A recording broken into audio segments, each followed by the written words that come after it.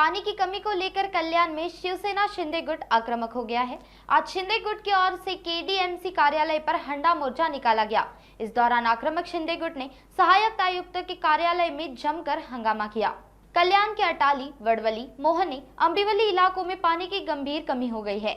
In क्षेत्रों के नागरिक पिछले 1 साल से पानी की कमी से जूझ रहे हैं। इसके विरोध में आज शिवसेना शिंदे गुट के केडीएमसी के ए वार्ड जल आपूर्ति कार्यालय पर विरोध मार्च निकाला गया। इस मार्च में बड़ी संख्या में महिलाएं हंडे लेकर शामिल हुई।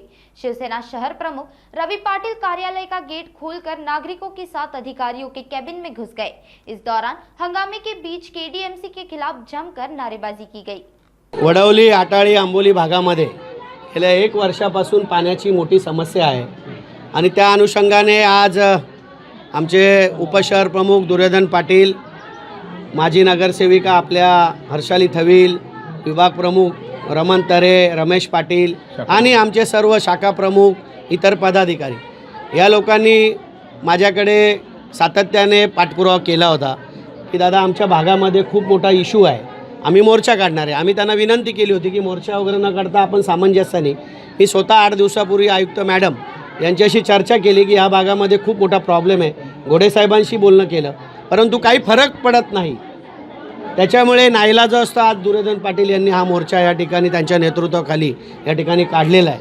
आणि आज घोडे साहेबांनी आम्हाला आश्वासन दिलं आहे की उद्यापासून पाण्याचा जो काही प्रश्न आहे तो कमी प्रमाणात कसा होईल याच्यासाठी आमचं नियोजन असेल, अशा पद्धतीचं त्यांनी आम्हाला आश्वासन दिलेलं आहे। हे वास्तविक पाहता या एरियामध्ये जे पंप हाऊस आहे ते खूप जुनं आहे, त्यातले पंप पण जुने आहेत। तर या आठवड्यामध्ये आम्ही नवीन पंप बसवणार आहोत आणि ज्या वाल्मांची तक्रार असेल त्यांच्यावर आम्ही नक्की कारवाई करू, त्यांच्या बदल्या करू।